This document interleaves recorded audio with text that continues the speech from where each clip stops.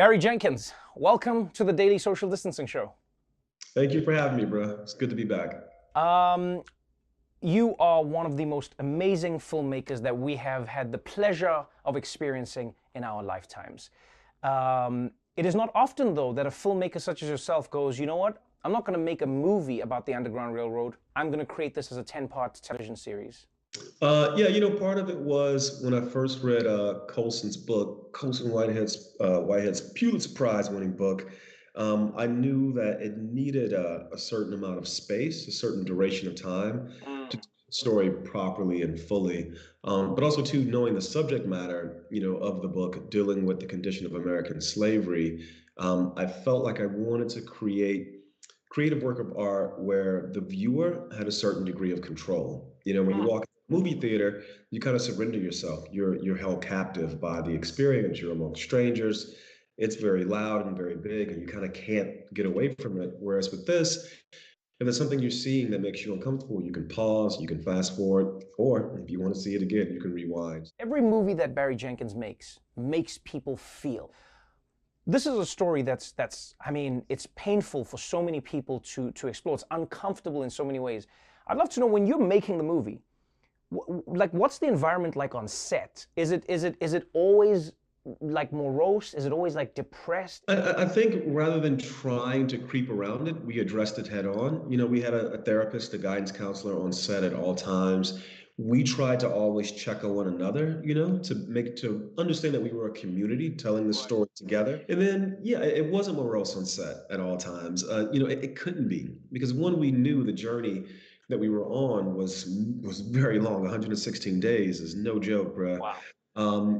And in addition to that, we also knew why we were there. And we knew that even though some of the scenes that we were doing were very heavy and brutal and in some ways horrific, our reason for telling the story, to me, that was honorific, And so there was always some way to remember to hold on to the light in what we were doing. I would be remiss if I didn't bring up the fact that the star and really the face of this series is my fellow South African Thuso Mbedu, who you have just expressed all of your admiration and love for. And there's so many sensitivities around where people are from and what roles they're going to be playing and whose stories you're going to be telling. So I'd love to know, as Barry Jenkins, when you choose the people and when you lay out the story, how do you pick who you think can best represent what's happening on screen?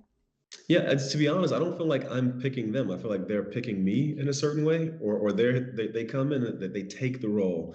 With this character Cora, it was a couple of things. One, I knew the actor had to be strong. You Right. need somebody who you feel can withstand that journey. But also, too, I wanted someone who could show me all the many facets of Cora's personality, of her heart, her spirit. And it came down to Tuso and another young woman who was not South African. I wasn't just looking for South Africans to play this part. Trust me, bro, my life would be a lot easier.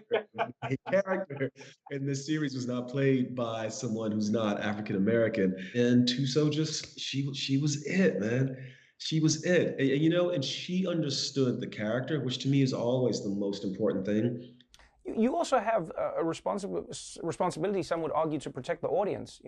A lot of people have written about how in the history of American film and cinema and television, black trauma has been something that has been just freely doled out. How do you create a story where you're going, this is not just about, the poverty porn of it all. It is a story that happened, and it includes this violence and this pain. How do you find that balance of figuring out what we're trying to focus on? It's tricky. I try to be very open and listen to the conversation that's happening out in the public sphere to make sure I'm aware and I have my finger on the pulse of people's sensitivities. I want to acknowledge them and not necessarily let them dictate how I work, but I can't get in this conversation with you right now and go, well, I didn't know that. I didn't know people this stuff, because that would be a lie.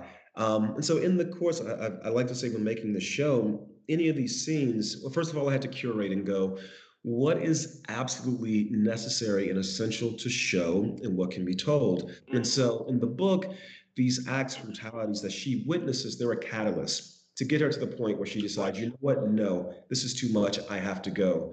So I decided I need to show those things. She sees them, the audience has to see them. Beyond that, they were to tell. Ridgway is telling these stories of brutality. Instead of cutting to them, we're just going to Cora's face. We're going to your countrywoman's amazing face. And everything you need to know about how that feels, Tuso is performing, with her eyes, with her shoulders. So it was about understanding that. But it's interesting because trauma cuts so many different ways. It's tricky. I will say, in the first episode, when we do have these acts of brutality, we film it in extreme wide. The only time anyone's whipped in this first episode at night, you can't really see much.